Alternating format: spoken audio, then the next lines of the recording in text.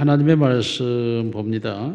누가복음 24장 13절로 35절까지 말씀이 많아요. 그래서 우리 같이 교독을 하겠습니다. 누가복음 24장 13절로 35절입니다. 그날에 그들 중 둘이 예루살렘에서 25리 되는 엠마오라 하는 마을로 가면서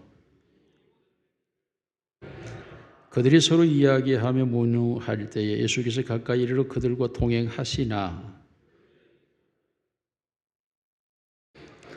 예수께서 이르시되 너희가 길 가면서 서로 주고받고 하는 이야기가 무엇이냐 하시니 두 사람이 슬픈 빛을 띠고 머물러 서더라.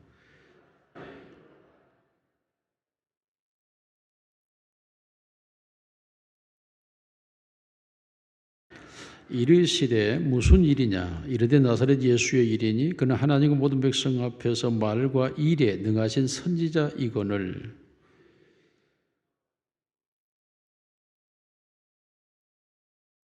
우리는 이 사람이 이스라엘 속량할 자라고 바랐노라. 이뿐 아니라 이 일이 일어난 지가 사흘째요.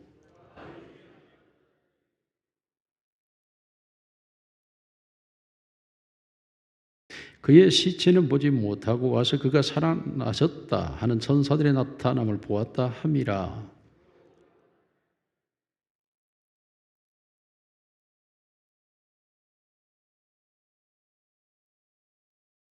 이르시되 미련하고 선지자들이 말한 모든 것을 마음에 더디 믿는 자들이여.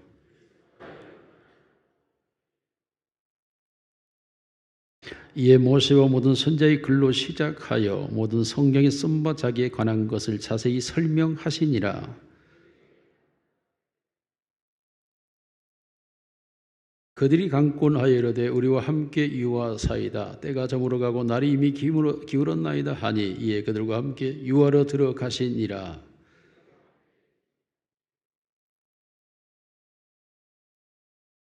그들의 눈이 밝아져 그인 줄 알아보더니 예수는 그들에게 보이지 아니하시는지라.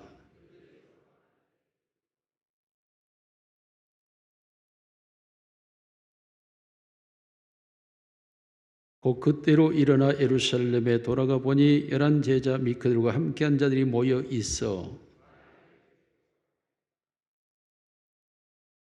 다같이 두 사람도 길에서 된 일과 예수께서 떡을 떼심으로 자기들이 알려주신 것을 말하더라. 아멘. 우리 서로 인사합니다. 사랑합니다. 축복합니다. 당신이 최고입니다. 우리 예수님 부활하셨습니다. 우리 예수님 부활하셨습니다. 부활의 주님을 박수로 영광을 하나님께 돌리겠습니다. 할렐루야, 할렐루야, 할렐루야. 우리 주 예수님이 다시 살아나셨습니다. 고난의 종으로 오셔서 우리 예수님은 모든 고난을 우리를 대신하여 감내하셨습니다. 십자가에 찢기시고 피 흘리심으로 우리의 모든 죄를 대신 감당하셨습니다. 그리고 죄의 값인 사망을 우리를 대신하여 죽으심으로 사망의 고통을 이기시고 우리를 이유하여 다시 부활의 영광으로 나타나셨습니다. 이는 우리를 대신하여 죽으실 뿐만 아니라 우리에게 다시 살아난다라는 부활의 소망을 확실하게 보여준 사건이라고 할 수 있습니다. 우리도 이 아침에 부활의 역사가 우리 자신에게 일어나기를 주님의 이름으로 축원합니다. 2025년은 우리나라의 복음 전례 140주년입니다. 1885년 4월 5일 부활주일 아침 언더우드 선교사가 인천 제물팡을 통하여 이 땅에 첫 발을 들여 놓았습니다. 흑암에 갇혀 사망의 고통 속에 사탄의 지배 아래에 거하고 있던 대한조선이 부활이 이루어지는 회복의 아침이 시작된 것입니다. 조선에 대한은 생명의 부활로 나아가기 위하여 140년 되는 이날 아침 정말 놀라운 일들이 일어나기 시작합니다. 물론 그날이 있었기에 오늘 우리가 눈부시게 발전과 그리고 변화와 성장의 시대 속에서 그 영광을 누리며 우리가 살아가고 있습니다. 그러나 140년 전으로 다시 타임머신을 돌려보면 계급, 성별, 빈곤으로 인하여 인간답지 못한 사회 현실이 바로 이 땅의 이 민족의 삶의 모습이었습니다. 이러한 현실 속에 선교사들이 들어왔을 때 선교사들의 첫 마디가 이렇게 표현했다고 합니다. 우리가 중세 시대로 온 것 같다. 조선에 발을 들여놓고 들어온 선교사들의 입에서 나온 말입니다. 그들이 중세 시대로 돌아간 것과 같은 모습, 이것이 대한의 모습이었습니다. 자, 이러한 모습 속에 빈곤으로 인간답지 못한 현실 속에 선교사들은 하나님의 마음과 눈동자를 가지고 이들을 모두 평등한 사람으로 보기 시작했습니다. 그러므로 신분의 차별로 인하여서 고통하고 있는 이 민족에게 놀라운 평등과 자유라는 마음을 갖게 한 것입니다. 다시 말하면 새로운 세상에 대한 눈을 열어준 것입니다. 뿐만 아니라 문맹으로 인해서 양반만이 독주하고 있던 이 시대에 언더우드 선교사는 한영문법, 헬버트는 사민필지, 에버슨은 한영교재 등을 만들어서 한글 보급과 문법 체계의 정착을 기여했습니다. 이는 단지 우리가 잘 아는 어문으로 불리며 저평가되던 한글이 점차 국문으로 인식되는 결정적 역할을 가져온 것입니다. 그리고 이것이 보급되기 시작합니다. 뿐만 아니라 언더우드 선교사는 지금 연세대의 전신인 연희학교 등 교육과 알렌 선교사는 의료 분야 등에서 헌신과 봉사하면서 사회 전반의 충격적인 개혁이라고 하는 평등과 자유, 모든 사람에게 동일한 사랑을 그리스도의 사랑으로 나타내기 시작합니다. 이러한 교육을 통하여서 이화학당에서 공부했던 유관순이 독립운동에 참여하게 되고 이러한 자율과 자유 그리고 평등과 보편의 가치가 결국 민주화 운동으로 산업화 사회로 현 사회를 부활시켜 놓은 것입니다. 오늘 저녁 KBS에서는 저녁 8시에 다큐로 제작된 선교사들이 이 땅에서 와서 행하였던 영향에 대하여 방송합니다. 많은 시청이 있기를 바라고, 사람에 대한 새로운 시각이 바로 부활의 아침에 이 대안의 눈을 열어주었다라고 볼 수가 있습니다. 오늘 본문에서도 사람에 대한 새로운 눈이 열리면서 부활의 주님을 보게 된 내용이 기록되어 있습니다. 본문에 엠마오로 가는 두 사람이 낯선 한 사람을 만나면서 시작됩니다. 이 사건은 4개의 공간 복음서에서 오직 누가복음에만 기록되어 있는 독특한 사안입니다.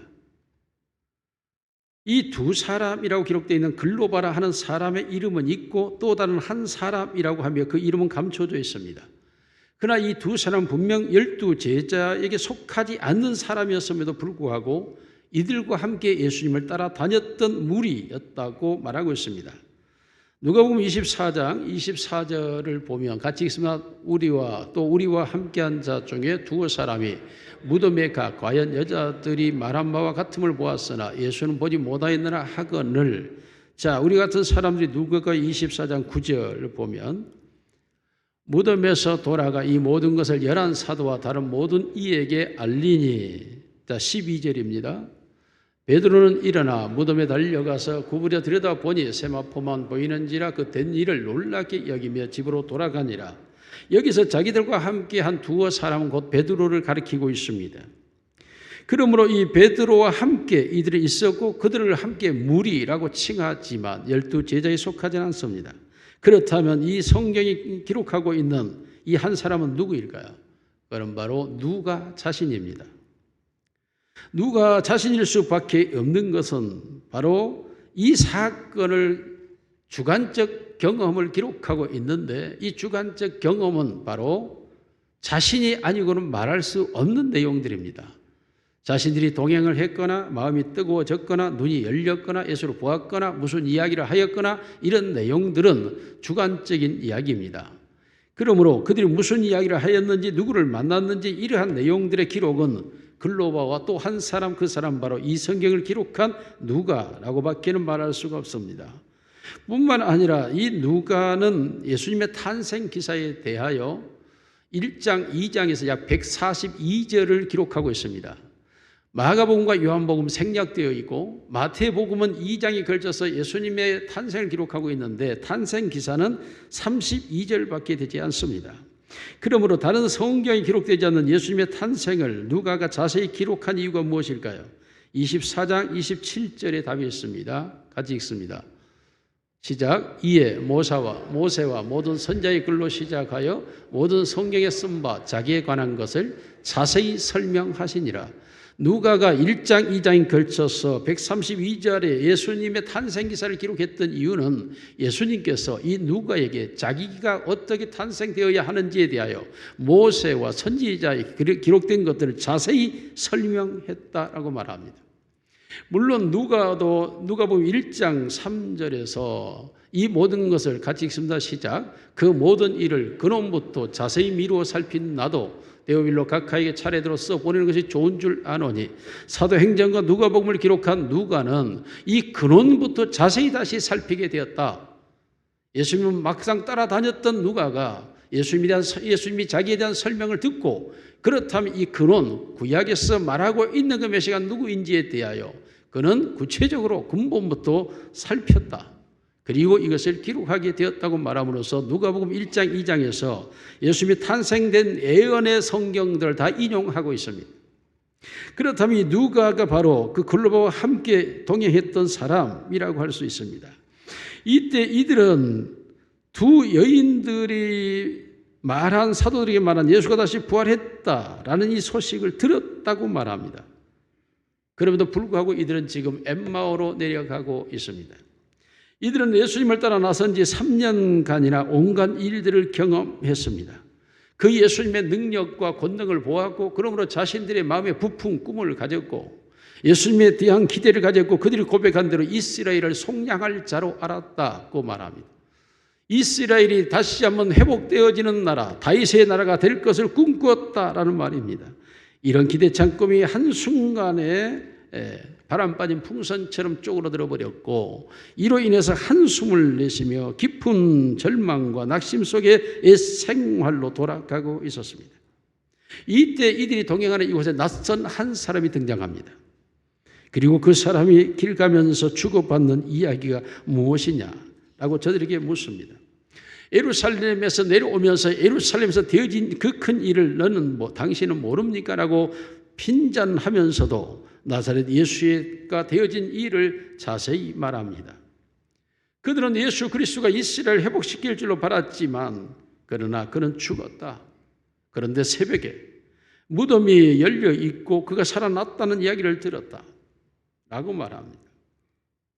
그때 예수님께서 그리스도께서 자기 고난을 받고 자기 영광에 들어가야 할 것을 성경에 기록된 말씀에 대하여 자세히 설명했습니다. 마치 대한조선이 선교사들을 통하여 사람에 대하여 다시 눈이 열렸던 것처럼 이 제 두 사람이 그 사람을 통하여 눈이 열렸고 마침내 그가 부활의 주님임을 저들이 확인하게 되는 겁니다. 그리고 이 부활의 주님을 만나고 자기들은 자기의 내려가던 길을 돌아서서 다시 고난의 도성, 죽음의 도성, 핍박의 도성 예루살렘을 향하여 달려 뛰어 올라가고 있습니다. 나이즈 미업이라고 하는 오늘 우리 찬양팀들이 찬양을 했습니다만은 사실 이 찬송가가 부활주일에 맞춰서 이것이 되어지리라고 저는 계산하거나 생각해 본 적이 없습니다. 그럼에도 불구하고 오늘 이 특성은 너무나 오늘 이 부활의 사건과 일치되고 엠마오로 가던 두 사람과 너무나 동일한 상황으로 이어집니다. 무엇 때문일까요? 그렇습니다. 교회의 모든 일을 주님이 살아계셔서 인도하고 계시기 때문인 줄로 믿습니다. 부활의 주님을 증거하는 제자들이 되었습니다. 그들은 정말로 나이즈 미업이 되었습니다. 그들은 일어섰고 다시 뛰어서 올라갔습니다. 오늘 이 아침에 우리도 부활의 주님은 이 제목을 통하여 부활의 주님을 만남으로 우리의 삶의 현장에서 우리가 다시 한번 일어서는 역사가 일어나기를 주님의 이름으로 축원합니다. 첫째로 부활의 주님은 찾아오십니다. 오늘 누가복음 24장 15절 말씀 보면 같이 있습니다. 그들이 서로 이야기하며 문의할 때에 예수께서 가까이 이르러 그들과 동행하시나. 여러분, 모든 소망이 꺼져 버렸습니다. 그리고 상처를 끌어안고 슬픔에 잠겨 절망의 길로 낙향을 하고 있었습니다. 이때 이들에게 한 사람이 찾아오셨는데 그는 바로 예수님이셨습니다. 예수님이 찾아오셨고 그들과 동행하십니다. 여러분, 그냥 같이 걸음을 걷는 것이 아닙니다. 예수님께서 동행이라고 하는 말에 있어서 그들에게 너희가 무엇을 이야기하냐, 주고받는 이야기가 무엇이냐라고 묻는 것입니다. 다시 말하면 주님께서는 그냥 같이 걸어가는 형태가 아니라 그들의 마음도 같이, 그들의 생각도 같이 주님은 동행하기를 원하셨던 것입니다. 저들의 생각과 마음이 무엇인가를 물으시고 그들과 함께 그 생각과 그 마음 속으로 들어가기를 원하신 주님의 모습을 그대로 드러내고 있습니다. 이때 이 두 사람은 되어진 일에 대하여 사실 그대로를 말하게 됩니다. 왜 그럴까요? 이들의 마음속에 지금 남아있는 이 혼란스러움이 감당할 수 없을 정도로 답답하고 괴롭고 힘들고 고통스럽고 혼란스러워서 자기도 모르게 자기의 말을 쉽게 뱉어버릴 수밖에 없습니다. 낯선 사람입니다. 사정을 알지 못합니다. 자기를 잡으러 오는 사람일지도 모릅니다. 제사장이 끄나풀일지도 모릅니다. 그럼에도 불구하고 이들은 이런저런 계산 없이 그 말을 토해버릴 수밖에 없는 이유가 그들의 마음이 너무 답답하고 혼란스럽고 힘든 상황이었기 때문입니다. 그 혼란스러운 것들을 그들에게 말합니다. 예수 그리스도가 죽었다는 것입니다. 그러므로 자기는 절망할 수밖에 없는 상황에 이르렀다고 말합니다. 마치 예수 그리스도는 힘이 없고 능력도 없고 그리고 가진 것도 없어서 있는 자들에게 의해서 비참한 최후를 맞이한 패전의 장수밖에 되지 않는 이런 상황이었습니다. 여러분, 오늘 수많은 성도들이 바로 엠마로 내려가는 두 제자와 같을 수 있습니다. 교회를 처음 나올 때는 뭔가 예수를 믿으면 뭔가 달라질 것 같고 변화될 것 같고 예수를 믿으면 뭔가 하나님의 자녀가 되면 하나님의 복을 받을 것만 같고 그래서 뭔가 예수 그리스도 안으로 나오게 되면 모든 삶이 달라지고 변화될 것만 같은데 수년을 교회를 다니고 봉사를 하고 온갖 일을 다 하고 했음에도 불구하고 삶은 변화되지 않고 나아진 것도 없고 도리어 더 꼬이고 험해지고 악해지고 여러 가지로 상황이 나빠질 때 점점 나약해지고 세상은 가까워지고 더 죄는 내 곁에서 역사하게 되고 어떻게 할지 모르는 혼란과 절망과 낙심 상태의 성도들이 이럴 수가 있습니다. 예수님의 능력과 권능에 대한 소식을 듣고 떠나셨는데 예수는 죽어버리고 없는 것입니다. 아무리 교회가 예수가 있다라고 말하지만 그 예수가 나에게 없는데 나에게는 없는 예수를 어떻게 우리의 신앙이라고 말할 수 있겠습니까? 그러므로 점점 내 믿음이 약해지고 교회를 떠나가고 점점 출석수가 줄어들고 성경은 멀어져 가기 시작합니다. 그러나 여러분 기억하셔야 됩니다. 반드시 예수님은 당신의 택한 백성을 찾아오십니다. 주님은 자기의 택한 생명을 하나도 잃어버리지 않는다라고 말씀하셨습니다. 아버지의 자녀를 단 한 사람도 그는 놓치지 않는다라고 약속하고 계시기 때문에 그렇습니다. 예수님 반드시 찾아오십니다. 왜 그렇습니까? 그는 죽어버린데 멈춰있지 않기 때문입니다. 예수 그리스도가 그의 제자들을 그의 무리들을 향하여 다시 올 수 있었던 것은 예수님은 다시 살아나셨고 예수님 다시 부활하셨고 예수님이 이 세상에 그들과 함께 동행하실 수 있는 살아 계신 부활의 주님이시기 때문입니다. 오늘도 교회 안에 주님은 거닐고 계시며 주님은 살아 계시고 그의 택한 자들을 주님은 찾아오시고 주님은 그들과 동행하기를 원하시며 그들의 마음과 생각이 무엇인지를 주님은 알기를 원하셔서 주님은 묻고 계시는 것입니다. 많은 사람들은 주님을 만나지 못했고 아직 주님을 보지 못했기 때문에 교회가 자기로 하여금 아무것도 주지 않는 상태가 되어졌고 교회가 점점 멀어져 가는 상황으로 낙심될 수가 있습니다. 그러나 분명히 기억해야 됩니다. 주님은 반드시 당신의 백성을 찾아오실 수밖에 없는 것이 주님은 부활하셨기 때문입니다. 다시 살아나셨기 때문입니다. 왜요? 그의 백성들을 위하여 살아나셨고 그의 백성들을 찾기 위하여 부활하셨고 그의 백성들과 함께하기 위하여 주님은 살아나신 줄로 믿습니다. 그러므로 자기 일과 죽음으로 떠나갔던 그들을 주님은 찾아오실 수밖에 없는 것입니다. 이게 부활의 주님입니다. 주님이 부활하심은 그의 백성들을 찾아가기 위해서였습니다. 오늘도 부활의 주님이 여러분을 찾아오시고 여러분과 동행하시며 여러분의 마음과 생각과 함께 하시기를 주님의 이름으로 축원합니다. 두 번째로 예수님은 성경을 가르쳐 주셨습니다. 누가복음 24장 32절 같이 읽습니다. 시작. 우리에게 성경을 풀어주실 때에 우리 속에서 마음이 뜨겁지 아니하더냐 하고 27절 이에 모세와 모든 선지자의 글로 시작하여 모든 성경에 쓴 바 자기에 관한 것을 자세히 설명하니라. 이들의 부활의 주님을 아직 보지 못했습니다. 낯선 사람과 동행하고 있습니다. 아직 눈이 열리지 않았습니다. 부활의 세계를 아직 볼 수 있는 눈이 없습니다. 그러므로 예수 그리스도의 십자가에 죽은 것만은 너무나 분명합니다. 왜냐하면 그들은 보았기 때문입니다. 예수 그리스도가 금요일 저녁에 얼마나 고난을 받으셨는지를 잘 보았습니다. 채찍에 맞으시고 피가 터지고 그 십자가를 지고 올라갈 때 질 수 없어 지쳐 쓰러지는 모습도 보았습니다.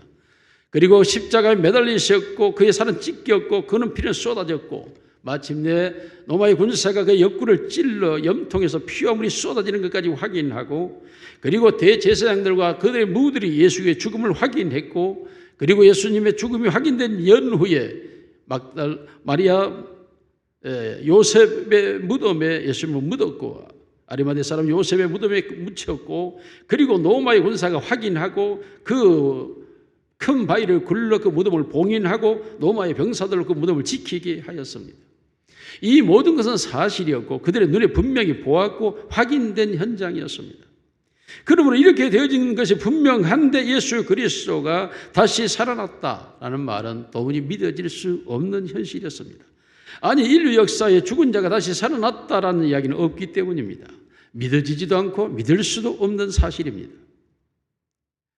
그런데 그들과 동행한 사람들이 그가 부활했다라는 이야기를 함으로써 그 소문이 들려옴으로써 도무지 이 사람들은 혼란스러워 감내하기가 어려웠습니다.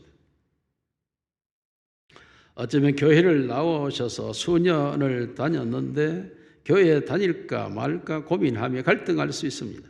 왜냐하면 내게 아무런 일이 일어나지 않고 있기 때문입니다. 도리어 더 상황이 더 나빠질 수도 있기 때문입니다. 내가 생각했던 것들이 전혀 맞지 않을 수도 있습니다.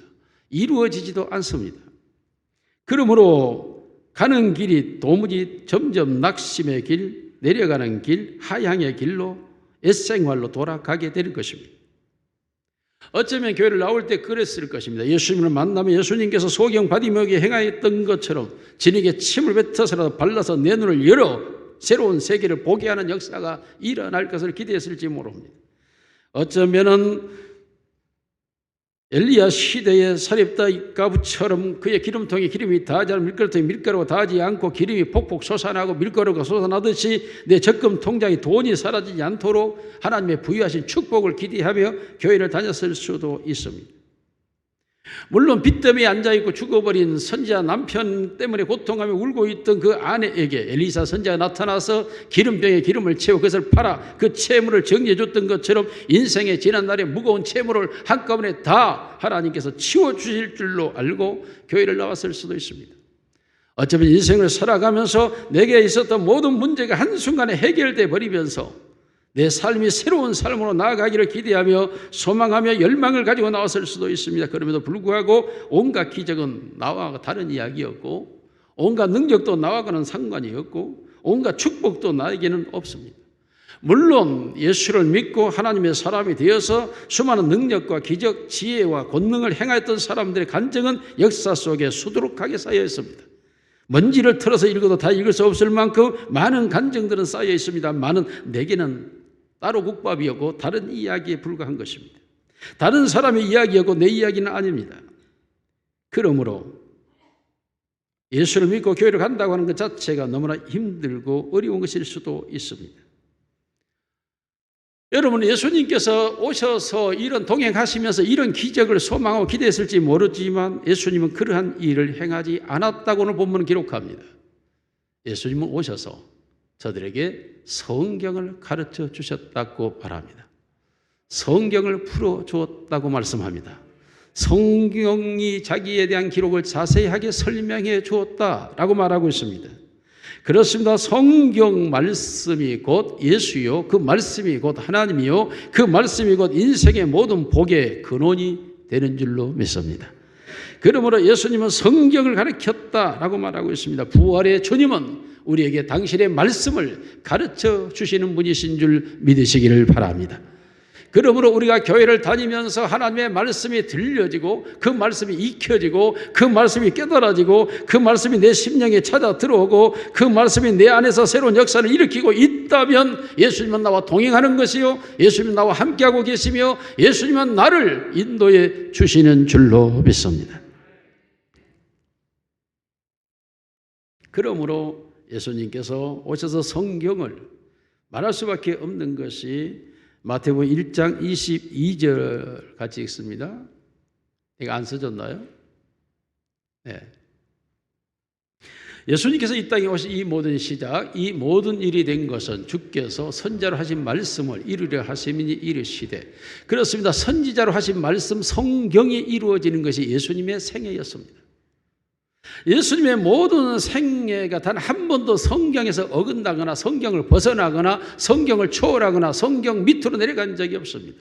예수님께서는 나는 이 땅에 온 것이 성경을 응하게 하려 왔고 성경을 이루려 왔고 성경을 완성되게 하려 왔고 성경대로 되게 하려고 왔다라고 말씀하고 있습니다.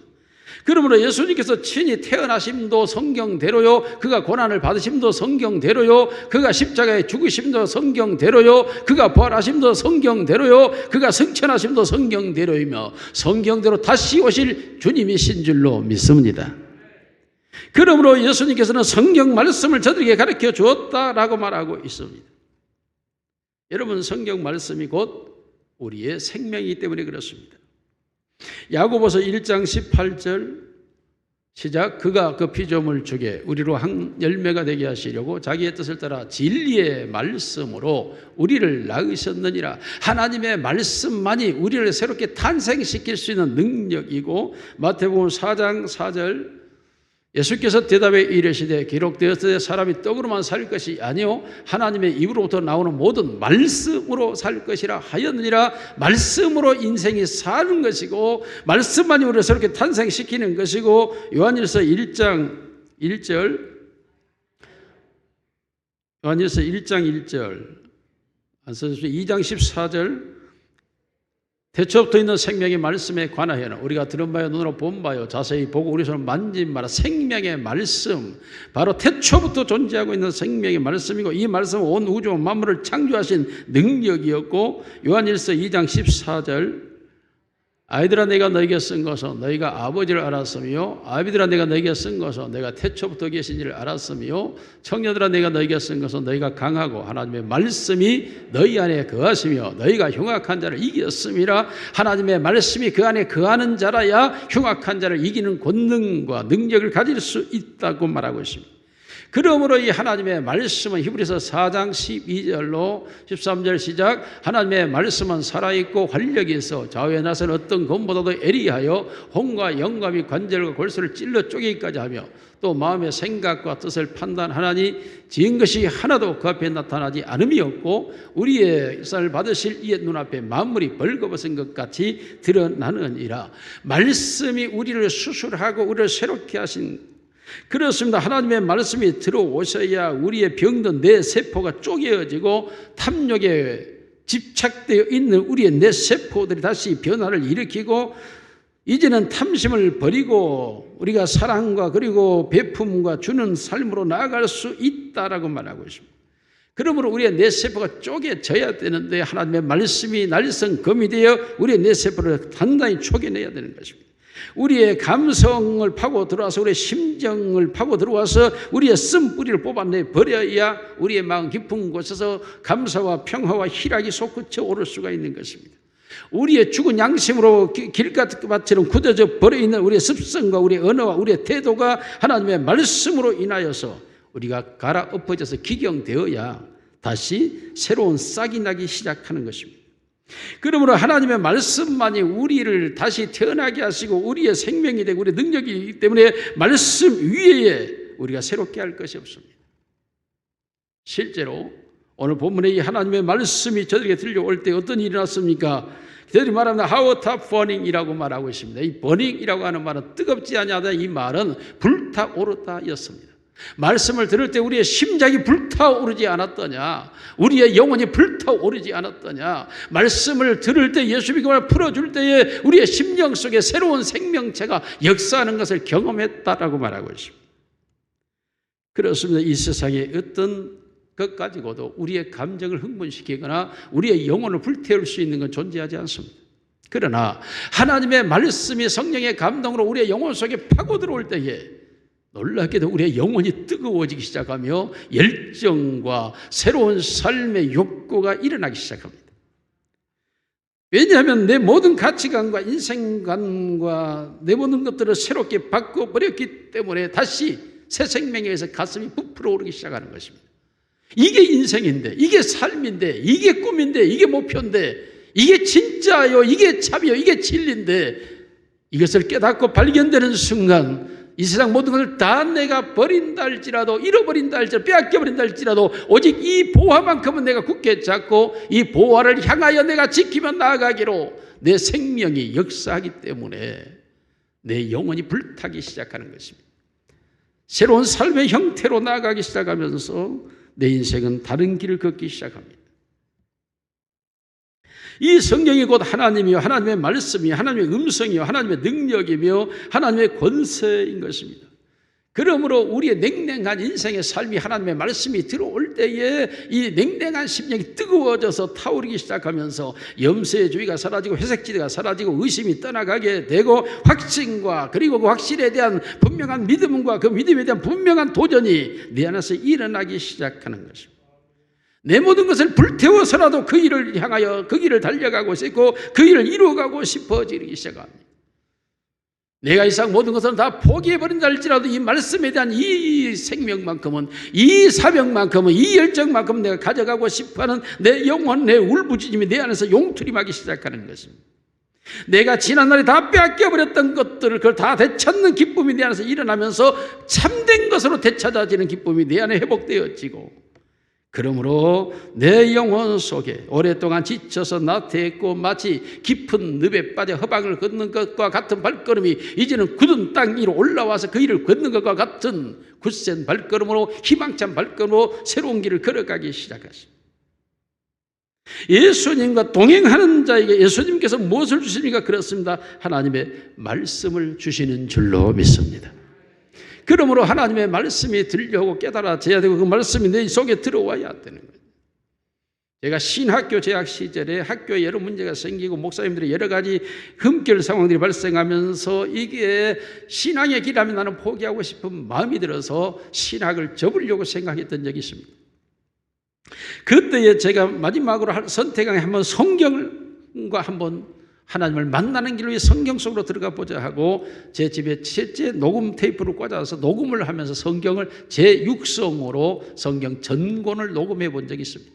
이때 이 성경을 녹음하자는 게 목적이 아니고 성경을 읽어보고 알아보자는 데 목적을 두고 성경을 내 목성으로 읽기 시작했습니다. 그런데 그 성경을 읽어가는 과정 속에서 성경의 진도가 나가지 않습니다. 왜냐하면 단어 하나에 붙들려서 울고 박수를 치고 춤을 치고 단어 하나에 붙들려서 내 영혼이 하나님께 달려가는 그 형상을 바라보게 되고 그 말씀 하나가 내 심정 비수같이 찔러대는데 그 말씀 안에서 붙잡혀 그 말씀 속에 하루 종일 붙들려 있는 내 자신을 바라보면서 하나님의 말씀은 살아있고 운동력이 있고 그 말씀이 내 영혼과 내 심령에 타오르는 불꽃이 되어서 그래 아무리 목사님들이 잘못을 하고 우리를 가르치는 교수들이 그러한 모습이 있다 할지라도 나는 이 말씀을 가지고 이 말씀을 통해 하나님과의 관계로 나는 가는 자가 되겠다 라는 결단이 그때 섰습니다. 그러므로 우리의 선배들이 어떠하든 우리를 가르치는 교수들이 어떤 흠결이 있고 어떤 문제가 있고 어떤 상황이 발생하든 저는 신경 쓰지 않기로 했습니다. 오직 하나님의 말씀만 붙잡고 말씀을 따라가는 길을 걷기 시작했습니다. 이것이 바로 신앙의 세계고 하나님을 만나는 방법이었습니다. 아니 지금 보니 예수님이 내 곁에 오셔서 말씀을 풀어주시고 가르쳐 주신 것이었습니다. 여러분, 이 은혜와 이 능력과 이 깨달음은 신학교 교수가 가르쳐줘서 배울 수 있는 게 아닙니다. 조직신학 교수가 조직적으로 신학을 설명한다고 이해되거나 알아져 갈 수 있는 게 아닙니다. 놀라게도 이 성경의 진정한 스승은 교수가 아니라 예수 그리스도였습니다. 예수님이 오셔서 이 말씀을 내 곁에서 낱낱이 설명하고 심어주고 가르쳐주고 깨닫게 할 때에 나는 그 온 시간들이 그렇게 행복할 수가 없었고 그렇게 감격적인 인생의 시간들이 없었습니다. 얼마나 놀라웠던지. 여러분, 지금도 마찬가지입니다. 저는 이 본문을 가지고 여러분이 알지 모를지 모르지만 우리 교회에서 주일날 설교로만 3번을 했습니다. 그러나 지금 이 시각으로 이 설교를 한 적은 없습니다. 똑같은 본문의 내용을 가지고 설교를 했습니다. 30년이 넘는 세월 동안 목회를 하는 제가 성경의 설교를 거의 다 했다고 생각할지 모릅니다. 아니, 어쩌면 저도 때때로 어떤 설교를 해야 될까? 특히 부활주일, 맥주주일, 감사주, 추수절은 정해진 절기입니다. 그 본문도 딱 정해져 있습니다. 그러므로 그렇게 많은 주제가 존재하지 않습니다. 거의 다 설교를 했습니다. 그러므로 다가오게 되면 마음속에 항상 설교가 마음속에 어떤 설교를 해야 될지 마음에 항상 근심됩니다. 그런데 기도하며 말씀을 붙잡고 주님 앞에 앉으면 그때부터 주님이 가르쳐 주기 시작하면 이제까지 내가 생각하지 않았던, 생각하지도 못했던 방향으로 말씀을 보여주시고 듣게 하시고 깨닫게 해주시는 주님을 만나게 됩니다. 그러므로 어쩌면 목회를 지금까지 한 교회에서 한 대상들을 두고 끊임없는 설교를 새벽으로 3일 밤으로 끊임없이 설교를 또한 셀 교환으로 계속하고 있는 것은 내가 아니요 살아계신 부활의 주님이신 줄로 믿습니다. 오늘 우리 부활의 주님을 만났습니다. 그때 부활의 주님을 만나는 이 순간 3번째로 예수님은 자신을 보게 해 주셨습니다. 31절 말씀 같이 읽습니다. 시작. 그들의 눈이 밝아져 그인 줄 알아보더니 예수는 그들에게 보이지 아니하시는지라. 그들의 눈이 밝아졌습니다. 그인 줄 알아보았습니다. 예수 부활의 주님을 보았다라는 것입니다. 너무도 놀라운 일이었습니다. 그 낯선 동행자가 바로 부활의 주님이었다는 사실을 보았다는 것입니다. 여기에 보았다 할 때 눈이 밝아졌다고 할 때 눈이 열렸다라는 의미입니다. 여러분, 눈이 열렸다, 오픈아이가 됐는데 닫혀있던 것이 열려있는 것입니다. 무엇인가 눈을 덮고 있었습니다. 우리 모두도 무엇인가 우리의 눈을 덮고 있습니다. 사도 바울이 그 눈에서 비늘 같은 것이 벗겨진지라 그렇습니다. 우리의 눈을 가리고 있습니다. 여러분, 우리의 눈을 우리가 잘 알지 않습니까? 얼마나 한계적인지 제한적인지 우리의 눈이 다 볼 수 없는 한계적, 제한적 유한성을 가지고 있는 게 우리 눈 아닙니까? 사실상 존재하고 있는 수많은 것들을 우리 눈이 사실로 보지 못하고 있지 않습니까? 부활의 주님 역시도 영적인 주님이었지만 그들이 육체로 나타나서 동행하였지만 그들은 부활의 주님을 알지 못했습니다. 아니, 주님을 3년이나 따라다녔음에도 불구하고 그가 예수인 줄을 몰랐습니다. 예수님은 그의 곁에 있었고 그들과 동행했고 그들의 마음과 생각을 알았고 그들과 대화했고 그들에게 말씀을 가르쳤음에도 불구하고 그들은 예수신 줄을 알지 못하였다입니다. 오늘 우리가 교회를 다니면서 예수님 우리와 동행하고 계시며 예수님 끊임없이 우리에게 말씀하고 있음에도 불구하고 우리는 예수님이 나와 함께 계신다는 사실에 대하여 바로 내 곁에서 내게 말씀하고 계신 예수님을 보지 못하는 우리의 눈이 닫혀 있는 상황일 수 있습니다. 원하기는 부활의 주님은 우리에게 오셔서 우리의 눈을 열어 부활의 주님을 볼 수 있는 역사가 있기를 주님의 이름으로 축원합니다. 여러분, 이 3번째 단계 주님의 보게 된 것은 관계였습니다. 날이 저물었습니다. 그리고 그들은 함께 한 집으로 들어가서 유하기를 원했습니다. 여기에 보면 함께라는 단어가 나옵니다. 여러분, 함께라고 하는 단어, 이 단어의 뜻은 누가복음 5장 29절에 보면 난하주로 되어 있고 그 난하주 밑에 가서 보면 그 함께 앉아 있을 때 함께라는 말이 이게 난하주를 해석해 보면 기대어 누워 있는지라라고 되어 있습니다. 유대인들의 음식을 먹을 때의 습성처럼 그 방 안에 들어가서 함께 그를 기대고 누워 있는 상황이 되어진 것입니다. 자, 이런 모습을 제자들은 이 누가와 글로바는 많이 봤을 것입니다. 지난날 예수님과 함께 있었을 때의 모습을 보았는데 그 모습이 연출되기 시작합니다. 그리고 마침내 예수님께서 떡을 떼어 그들에게 주시면서 금요일 밤 예수님이 성만찬을 행하던 모습이 그대로 떠오르기 시작합니다. 여러분, 예수님은 사실상 교제의 천재입니다. 예수님은 우리로 하여금 얼마만큼 교제에 능통하신 분이십니까? 우리가 죄인으로 거룩하신 하나님과 만날 수 없습니다만 예수님은 이 땅에 인간의 옷을 입으시고 오셔서 십자가에 매달려 우리의 죄를 대속하심으로 말미암아 하나님과 인간 사이의 교제의 장을 열어주셨습니다. 예수님은 하나님과 우리를 화목하게 하신 교제의 천재입니다. 하나님께로 나아갈 수 있는 길을 열어주셨습니다. 이 사실을 베드로가 깨닫고 베드로전서 1장 21절에 베드로가 이렇게 말합니다. 너희는 그를 죽은 자 가운데 살리시고 영광을 주신 하나님을 그리스도로 말미암아 믿는 자니 너희 믿음과 소망이 하나님께 있게 하셨느니라. 여러분, 베드로는 하나님에 대한 소망의 눈을 열어주신 분이 바로 예수 그리스도였다라고 말합니다. 심지어 예수님께서는 빌립보 2장 7절에 보면 같이 읽습니다. 시작. 오히려 자기를 비워 종의 형체를 가지사 사람들과 같이 되셨고 눈높이로 오셨다라는 의미입니다. 교제라 눈높이에 만날 때 교제가 이루어진다는 사실을 너무나 잘 알고 있습니다. 선교사들이 이 땅에 오셔서 중세시대에 온 느낌이었지만 그러나 사람의 낮이로 그들이 낮아졌을 때 그들은 이 대안의 조선의 미개한 사람들을 하나님이 창조한 영혼으로 보기 시작한 것입니다. 그리할 때 선교사들과 교제가 이루어질 수가 있고 이 교제를 통하여 서로 하나님께로 나아갈 수가 있었던 것입니다. 여러분, 지금 예수님은 어떤 모습입니까? 부활의 주님 아닙니까? 부활의 주님은 지금 시공간을 초월해서 다니시는 분이십니다. 지금은 십자가로 지기 전의 모습이 아니라 영화로운 주님이십니다. 부활의 주님은 지금 하나님으로 승천하시는 권세자이십니다. 하늘과 땅의 모든 권세를 가지신 분이셨습니다.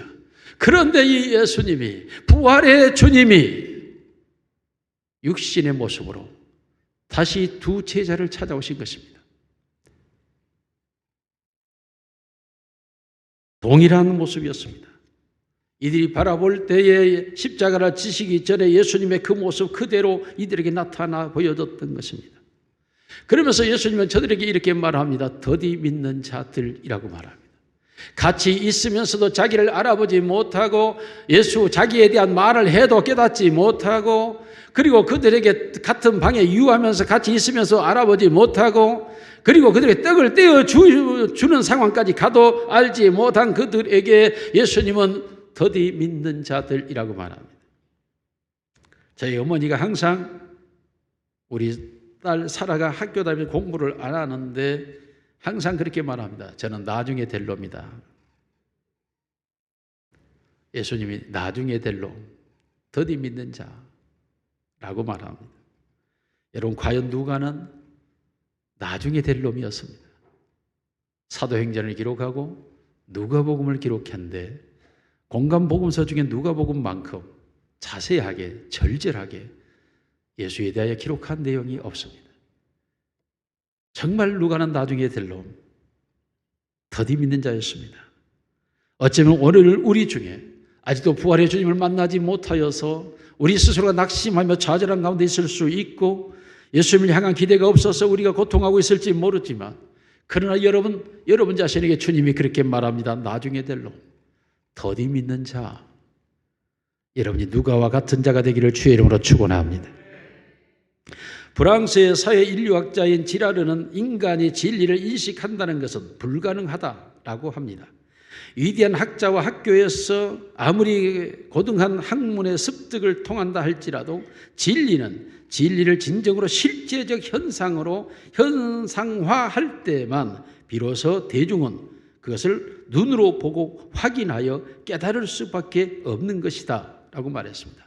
다시 말하면 진리란 눈으로 보지 않고 확인되지 않고는 받아들일 수 없는 게 진리라는 말입니다. 그러므로 예수님께서 오셨습니다. 사람들에게 자신을 보여주셔야 했던 이유, 종의 형체를 가져야 했던 이유가 무엇입니까? 진리를 인간의 능력으로 교육을 통해 알 수 없기 때문에 예수님이 친히 보여주셨다라는 말입니다. 그러므로 오늘 또 이 두 제자에게 예수님은 친히 자신을 보여주심으로 인식의 과정에 이르도록 역사하고 있는 것입니다. 떡을 떼어줄 때 그때 저들의 눈이 밝아져 그인 줄 알아보았다라고 말합니다. 보여주신 예수님. 그렇습니다. 예수님이 함께라는 이 말 속에 기대어 있으면서도 알지 못했지만 그러나 예수님은 계속 그들에게 자신을 보여주심으로써 자신이 진리에 이를 수 있도록 역사하신 것입니다. 사랑하는 성도 여러분, 우리 모두가 부활의 주님을 인식할 수 있는 은혜가 있기를 주님의 이름으로 축원합니다. 하나님의 말씀을 가르쳐 주시며 주님은 우리와 함께 교제하기를 원하십니다. 여러분도 교제의 장으로 주님과 함께 나아가시기를 주의 이름으로 축원합니다. 여러분이 찬송으로 교제할 수 있습니다. 기도로 교제할 수 있습니다. 말씀 속에서 교제할 수 있습니다. 여러분의 양심이, 여러분의 의식이 주님을 향하여 불어 나갈 수 있습니다. 주님은 언제든지 우리 곁에 계시고 우리와 함께 하시며 우리와 교제하시는 줄로 믿습니다. 그리할 때 우리의 눈이 열려지고 부활의 주님을 보게 될 수 있습니다. 결론입니다. 사랑하시는 성도 여러분, 우리 주님은 부활의 주님이십니다. 부활의 주님은 우리를 찾아오셨습니다. 우리의 생각과 마음과 동행하고 계십니다. 그리고 하나님의 말씀인 성경을 우리에게 설명하고 해석하고 자세하게 깨닫게 도와주십니다. 그때 주님은 우리의 눈을 열어 주님을 보게 하시는 줄로 믿습니다. 부활의 주님은 동행자요 말씀하시는 분이시요 우리와 관계하시는 분이십니다. 오늘도 주님과 교제하는 부활의 주님과 교제하는 성도가 되시기를 주님의 이름으로 축원합니다. 살아계신 우리 아버지 하나님 감사합니다. 이 아침에 우리 주님을 십자가에 죽으시면서 다시 살리사 부활의 주님으로 우리에게 나오게 하신 은혜를 감사를 드립니다. 부활의 주님이 찾아오셔서 오늘 또 우리와 동행하시며 우리의 마음을 살피시고 우리의 생각을 물으시며 우리 가운데 말씀하여 주신 은혜를 감사를 드립니다. 항상 주님과 교제하는 우리의 모습이 되게 하옵소서. 우리의 눈을 열어 부활의 주님을 보게 하옵소서. 이제는 내려가던 길을 멈추게 하옵소서. 돌아서게 하옵소서. 다시 뛰어 올라가게 하옵소서. 사랑의 열정이 타오르게 하시고 사명의 불꽃이 피어오르게 하시고 다시 주님을 향한 뜨거움이 내 영혼을 불태우게 하여 주셔서 주님을 향하여 달려가게 하옵소서. 찬양으로 기도로 봉사로 전도로 선교로 나아가게 하옵시며 수많은 어린 생명들에게 말씀을 가르치며 그들을 위하여 기도하는 우리의 심령이 되게 하옵소서. 하나님의 나라를 열방하며 그 나라를 소망하며 그 나라를 이루어가는 우리의 모습이 되게 하옵소서. 아버지 하나님이여 모든 죄의 짐은 던져버리고 부활의 영광으로 나아가는 우리의 모습이 되게 하옵소서. 이 시간도 부활의 주님을 찬양하며 우리 주 예수 그리스도의 이름으로 기도드리옵나이다. 아멘.